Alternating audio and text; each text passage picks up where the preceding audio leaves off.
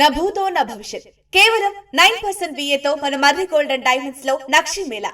Marri gold and diamonds, KPHP metro station, Hyderabad.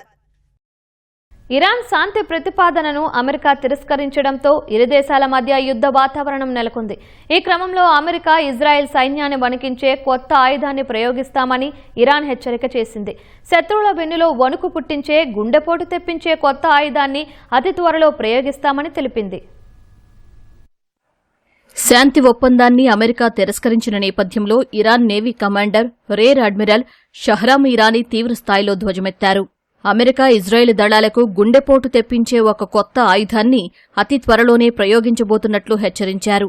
ఆ ఆయుధం ప్రస్తుతం శత్రువులకు పక్కనే ఉందని అమెరికా ఇజ్రాయెల్ సైన్యాన్ని ఉద్దేశించి పేర్కొన్నారు. ఆర్థిక ఒత్తిడి ద్వారా తమను చర్చలకు తీసుకురావచ్చన్న ట్రంప్ వ్యూహాన్ని ఎగతాళి చేశారు.